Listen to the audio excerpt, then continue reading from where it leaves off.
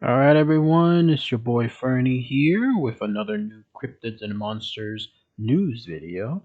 Once again, I'm delving into the world of Google News and looking at some of the latest news associated with cryptids. I found two of them that I can feature here within this video. One of them has to do with one of my older cryptids that I've talked about in the past, known as the Thunderbird, which you're looking at a representation of it here. And then the other one is one of my favorites, also an older cryptid, and that has to do with the Hidebehind.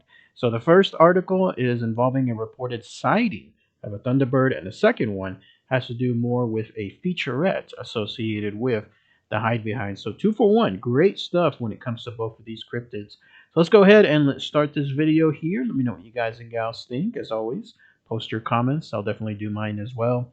So here's what it says. So this one comes from penlive.com. And in it, it's titled Shadowed the Entire Car.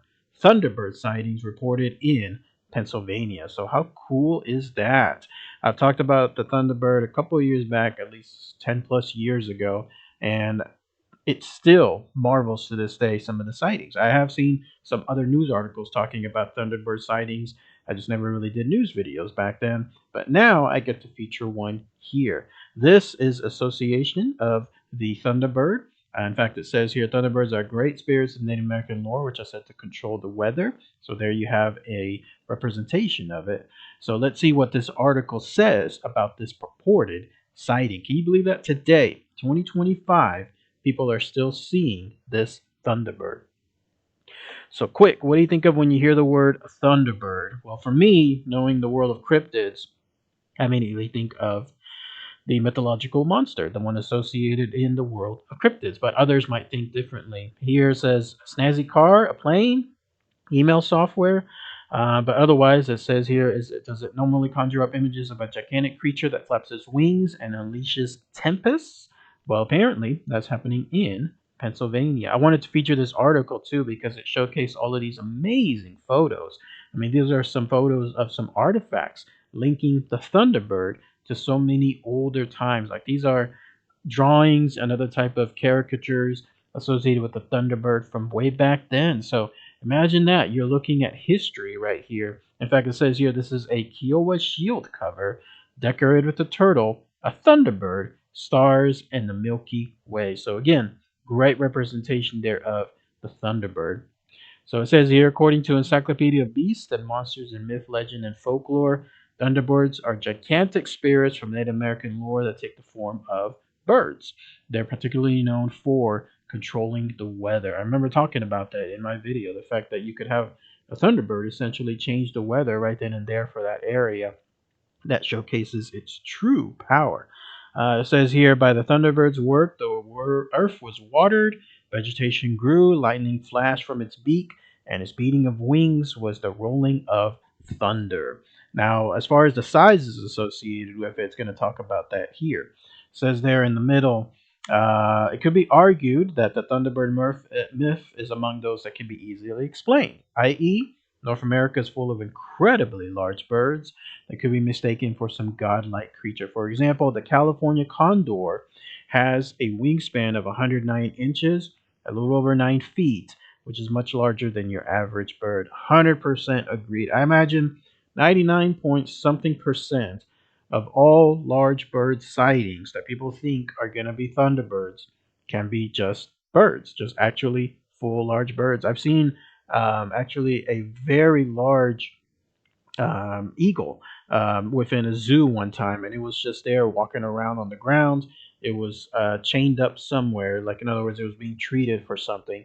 But I saw the span of its wings just very momentarily when it was flapping itself around, like in other words, just stretching its wings almost in a relaxing pose or something like that. And I saw just how massive the eagle truly is. And this is not even the size of the California condor. So imagine looking up something in the sky and you think, just for a split second, maybe even the sun is in a way, maybe there's clouds as well. You're thinking that you're looking at something absolutely humongous, and it could be truly humongous, but it just happens to be a regular large bird. Thunderbirds, though, are supposed to be much, much larger, again, almost spanning the sky itself, like when it comes to their actual size. Let's see what else it says. Okay, here we go. People do, in fact, still claim to see Thunderbirds, vast zoological knowledge out there and all. According to a 2018 Juneau Empire report, a woman proclaimed on Facebook how she spotted a huge bird almost the size of a small airplane there in Mendenhall Valley, Alaska. That's a first. I don't recall Thunderbirds being up there in Alaska, but apparently they are. Reddit threads also detail accounts from all over the country. I'm gonna have to find those Reddit threads because they don't pop up on the cryptids one. I tell you that. And usually on the cryptids one, it's a lot of other fascinating animals and cryptids and so on, but nothing that I recall for a thunderbird. And of course, there have been plenty of reported sightings in the Keystone State. This one is another wonderful picture. It says, Quetzal dancers in masks and costumes representing the wasp, the thunderbird, and the grizzly bear. You can kind of see the thunderbird right there, right in the middle. It kind of stands out, right? They arrive in canoes during the winter ceremony. According to the Pennsylvania Wild's website, sightings of thunderbirds have popped up in places such as Pine Creek Valley and the I-80 frontier over the last 100 years or so. Anybody there from Pine Creek Valley? Anyone see that information as far as like a giant bird? Or if you're driving down I-80, I could see it happening more on the highway because people will just be driving from point A to point B for who knows how many hours, endless stretch of road. Clearly, there's like nothing within sight in terms of civilization, and so you're looking up in the sky a lot more, and you happen to see a thunderbird. A man in Cameron County claimed to have seen a flock of them. Whoa, that's a first. Imagine seeing a bunch of them instead of just one, a bunch of them, and this happened in 1892. And then an early pioneer of Potter County swore that he saw the name. In fact, there's a legend known as the Lost Thunderbird photo. I featured that as well on my channel. You've seen it. It's those guys that showcase the bird all spread out, presumably deceased, like in front of a barn, and they're holding the wingspan together as a group. This says here that researcher Ivan Anderson has dedicated a whole website to this lost photo, as well as the paranormal encounters from Bigfoot to the Jersey Devil. I think that photo that was featured on my channel isn't the actual photo, but a recreation or representation of it. Supposedly, the lost photo is truly lost. It's never ever to be seen again, and that's supposed to be the concrete evidence that the Thunderbird existed. So here's what a witness says. This was like a mammoth hawk or a mammoth eagle or mammoth raptor of some kind. It was not a condor. It had no resemblance to any prehistoric animal. I don't know if it was an aberration. There are creatures that, for whatever reason, they grow bigger than the average bear. It says here they continue to be spotted in Pennsylvania in recent years. If you head over to the Cryptid and Alien tracking site, like the run by Pennsylvania-based researcher Stan Gordon, you'll find accounts.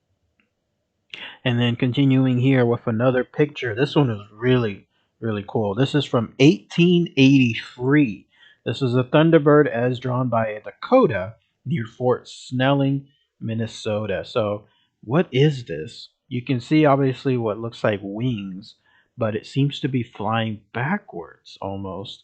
Like the head, with whatever that long string is on the head, is on the right hand side, and then the legs, if you could call those legs, are on the left hand side. But the way that the string is on the head moving towards the right makes it seem like it's flying to the left. So it's flying backwards. Interesting stuff. I just wanted to definitely showcase that here. It says here in April of 2021, a woman was just pulling into a parking lot for a scheduled appointment at a location in Montgomery County, Pennsylvania, and she is a few minutes early. She was talking with a friend. Suddenly, something flew over her vehicle that shadowed the entire car. Oh, this must be the title from the title itself. Even though she was in her car, she ducked her head, thinking it was a small plane about to crash, and she commented to her friend what had just happened. Seconds later, she saw the biggest bird she had ever seen flying in front of her car. Ooh, interesting stuff. Now, the biggest question is, if these birds are so big, why aren't more people seeing them? That is a good question. Anything that large would presumably have to have lots of food, lots of hunting to be done. And most birds like that, I don't think they're going to be nocturnal. They're going to be out there during the daytime so they can see their actual prey. You've seen those videos that showcase hawks and others like the way they can almost zoom in from a mile away, but they can't do so at night. It has to be during the day. So let's see what it says. Well, if you adopt the same line of thinking that some other paranormal features apply to other cryptids, such as Bigfoot, the Thunderbird can be viewed as a creature that moves among dimensions. Oh, wow, that's entering a whole nother realm. That's the first I ever heard of that, too. Lots of firsts in this video. Dimensions? Jumping into dimensions? Says, in other words, 1 minute it's in our dimension where we can spot it, and then boom, it zips into the unseeable unknown. I don't know about that. I'm not sure if a creature like that, it has some intelligence, but not like human intelligence. How would it be able to do a jump into a dimension? Like, what would it use? Does it have a device? Does it know where these portals are? Is that it? I don't know. That's a real stretch. Even in the world of cryptids, that's a stretch right there. So, are all these sightings really big birds or creatures that are beyond our realm of understanding? You decide. Next time you're caught in a storm, be sure to take a closer look up in the sky. And that's it. That's everything for that particular article. So, what do you guys think? Thunderbird, apparently recent sighting there in Pennsylvania, and then happening over the past couple of years as well. Did something like that occur for that lady, the one who said that overshadowed her car? What about that other person? They said it looked like a small airplane. Are these all truly the mythical creature, or is it something else more natural, more something along the lines of an animal? You decide. The one thing I'm real iffy about, like it's gonna take a lot to convince me, is that they're jumping through dimensions. That's pretty iffy. So, next article is this one, MSN.com. I couldn't find the original website, so I'm not sure who to give credit to, but it says here, Call of the Cryptid, the Hidebehind, a fearsome cryptid of American folklore. This is one of my earliest videos when it comes to the Hidebehind. It's one of my favorite ones, too. Still one of my favorite cryptids because of the notion that it can be there at one point and then it's not. You will never ever see it whenever it's actually following you because that's how well that it does its association. That's why it's called the hide behind, because it's always able to hide behind something, and you're never ever able going to be able to see it until it's too late. So let's see what it says. The dense forests of North America are alive with whispers of strange creatures and eerie legends. Among these is hide behind, a cryptid rooted in American folklore, renowned for its uncanny ability to evade detection. Often described as a nocturnal forest-dwelling specter, the hide behind has become a staple of tall tales, particularly among loggers and woodmen who share stories to pass the long isolated nights in the wilderness. Yep, definitely when it comes to those type of tales, it took on its own life as far as that. Hide Behind gets its name from its defining trait and extraordinary talent for staying out of sight. It's easy as that, right? That's what it's called, a hide behind. It's always hiding behind something. It moves so swiftly and skillfully that it can always remain hidden behind nearby objects, never allowing anyone to catch more than a fleeting glimpse. To me, that's what makes it even more scarier, is the fact you know something is there. You know it. But the closer you look, the harder it becomes to find it. You almost got to use like peripheral vision in order to be able to find this creature. But you know it's there and you can't see it, and so it drives you mad. So that's why it makes it much more scarier to me. As knack for remaining unseen has made it one of folklore's most mysterious figures. On that note, at the risk of getting too deep into sophistry, the philosophical concept of vagueness, this aptly begins, describes the hide behind. Now let's skip that. Descriptions of hide behind's appearance are as shadowy as the creature itself. While no one claims to have seen it clearly, accounts often describe it as tall, thin, and spectral, blending seamlessly with the forest's dark canopy.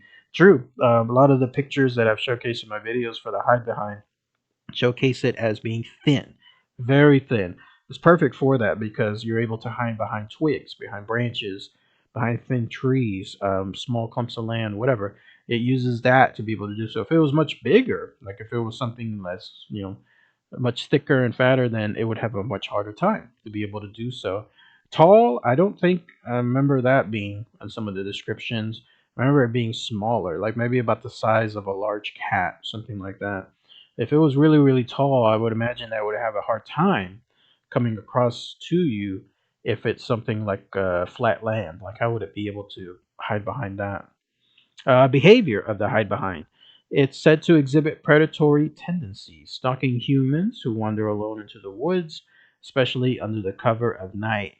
Folklore often warns that it preys on individuals who are drunk, distracted, or otherwise vulnerable. These tales serve as cautionary reminders for loggers and travelers to stay alert. Good idea. Who would even be in the middle of the night traveling through a dark forest like that? Like, it's already risky as is, let alone having a hide behind there. Some legends even suggest the hide behind is responsible for mysterious disappearances, using its stealth to snatch unsuspecting victims. Someone mentioned that one time too, is an answer to a lot of the 411 missing stuff. It's cryptid related stuff. Whether it's aliens or UFOs, that's another angle, and I've heard of that as paranormal stuff too. And then there's this, the world of cryptids.